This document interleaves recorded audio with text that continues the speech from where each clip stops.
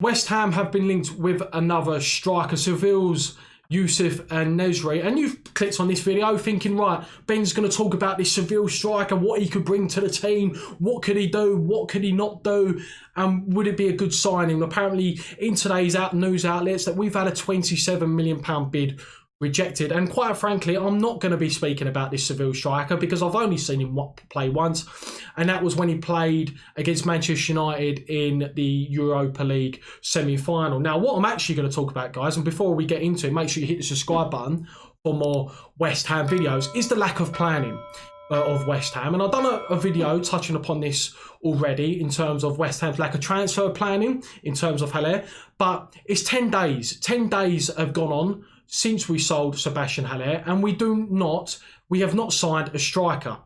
And Antonio, who's been made to play 90 minutes against Stockport because we've got no striker. Yes, Odebeku, but he's himself only come from a 4-month injury layoff. He's had to play 90 minutes against Burnley. He's potentially playing 90 minutes against West Brom, whilst there are rumours that West Ham are deciding whether they're going to play Antonio or not. And we have no striker in place right now that could potentially replace or rotate with Antonio or be someone, that can fight for a place in terms of for that lone striker position. Now, this guy, Seville in Nesri. Now, as I said, I've never really heard of him, but it just shows you right now with West Ham, this is the 10th, 12th striker that we've been linked with. Dia, Josh King, Huzlek, Simmer, Milik. We've been linked with so many strikers, but nothing has been done about it. Shows the lack of transfer planning and pretty much the scattergun approach. How many times have we seen West Ham, in previous transfer windows, go into a January transfer window with no plan, with nothing in stone to think, right, we're going to go in with a bid for this player. If we don't get him, we're going to get our second one. If we don't get him, then we're going to leave it, because we want those first two. We've seen, clubs like Liverpool, right? They signed Virgil van Dijk. Jurgen Klopp waited 6 months because he wanted that particular player. For West Ham, we don't have that kind of planning in mind. We didn't come into the transfer window thinking that if we got a bid for Sebastian Haller, that we had to accept that we'd go, right, we want that striker to replace him. Now, in terms of transfer planning, West Ham have put themselves in a pretty dodgy position because it's the 18th of January. As I said, 10 days have gone on, and a transfer window, as each day goes by, is getting very, very close to becoming closed. Now, businessmen, they are businessmen. They're not football owners. They've penny pinched every single penny they could out of this club, invested as little money as they potentially can, and try and scrape by.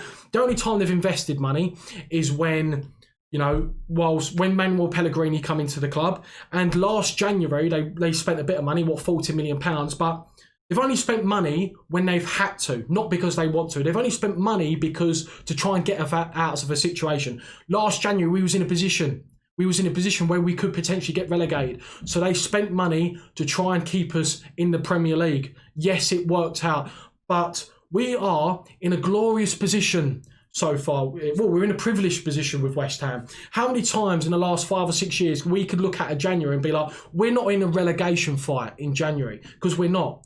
We have got a fantastic opportunity. How the league is set up this season to do more than just sit there and finish 10th and, go out of the FA Cup. We could potentially, with the right backing and backing David Moyes, because there are players out there that David Moyes wants. There's surely a player that David Moyes sees as a perfect rotational player or a perfect replacement for Antonio when he does get injured, but he's not getting the backing. He's not getting the sufficient funds in order to go out and make those signings. We could do a lot more. Put your money where your mouth is. If you really want this club to do well, we're in a fantastic position to do more, to qualify for the Europa League. And I saw an article about Clarence Who not wanting to finish Europa League. What an absolute nonsense that is. West Ham, right? If West Ham finishes in Europa League spot, brings extra revenue, clubs will be attracted to West Ham because West Ham are in Europa League. And whilst previous Europa League tenures didn't go well, we didn't score against Scattergun, we didn't go through. I think under David Moyes it will be a completely different story. I think David Moyes will want to do well in European competition. But as I said, it's the 18th of January. We still haven't signed a striker. And businessmen, they are businessmen at the end of the day. And the most simple businessman rule, or that I got taught, younger and you've heard of it, supply and demand. There's 12 or 14 days left of the transfer window, and as each day gets closer to the transfer window being closed, the targets that we are looking at, whether it's this Seville bloke, whether it's a Sparta Prague bloke, whether it's the someone from completely different, if it's Patson Daka, if it's Dia, then their value in order what the clubs will want will only go up because they're going to have less time to replace their particular players. And for West Ham, it's just an absolute shambles. For example, Dia, we know that we have gone into sort of heavy congestion fixtures in terms of we've played Stockport, we've then got Burnley, we've then got West Brom, we've then got Doncaster and Crystal Palace, and we're relying pretty much on one striker and then a youngster who's just come back from a 4-month injury layoff.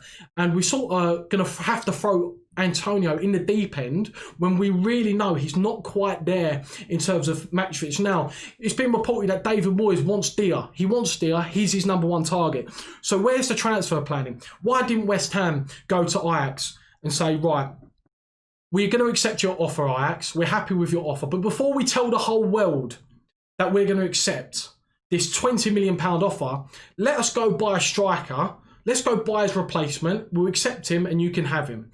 Because now West Ham have put themselves in a position where they've told the whole world we've got £20 million, we need a striker, and the opposition, the oppositions are thinking, well, they need a striker. They've got 20 million quid. We was happy to sell this guy for 20 million quid, but demand, supply versus demand. There's not many strikers going around. They're thinking, well, we'll try 30 million. If they really need a striker, let's add 30% of his transfer value, what we was actually willing to accept.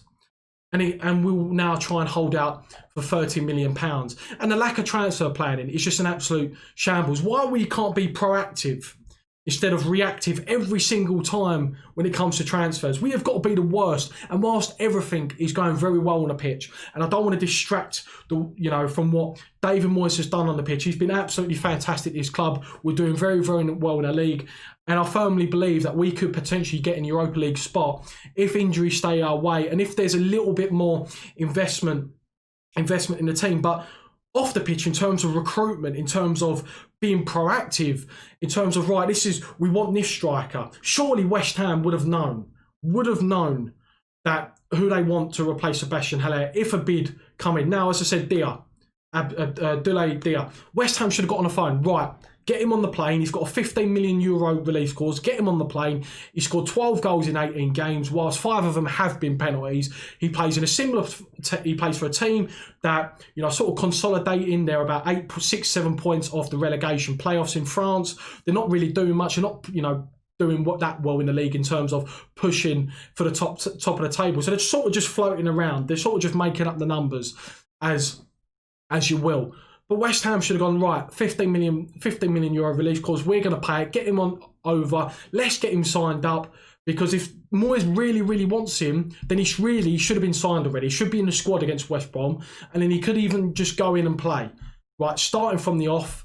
In terms of the actual transition from style of play to style of play, in terms of the teams respectively, it isn't much different. They sit behind the ball, then they try and use quick transitions. West Ham do a similar thing. We like to, let the opposition have more possession. Then the spaces that are left, we try and exploit them with Ben Rama, with Bowen, with Fornals, with Antonio. So we really, really need to sort this out because, quite frankly, I'm getting absolutely sick of the fact that West Ham are not being proactive. There's no planning in place. Always a scattergun. It feels like instead of looking at 2 to 3 strikers, we're looking at 20 to 30. And that means there's just no planning in place. We're just putting out bids to try and test the waters. And then come the end of the transfer window, well, we put a £25 million bid in for this Seville striker. We really wanted him, but they rejected it. So we tried. And unfortunately, we've been left with low one. No, I'm not accepting it. West Ham can't use an excuse, we tried. We sold Sebastian Haller on the 8th of January. The first week into January. There's no excuse if we do not sign a striker. So make sure we get a striker signed ASAP because we need someone that could complement or rotate with Antonio so that he doesn't get another injury. Because we're essentially throwing him in the deep end right now. And yeah, I'm fuming really because we've been linked with another striker. And there's just no planning in place, guys. So, guys, that is going to be the end of the video. Make sure you subscribe for more West Ham videos. Check out my other West Ham content. Hope you guys have a fantastic day. I'll see you later.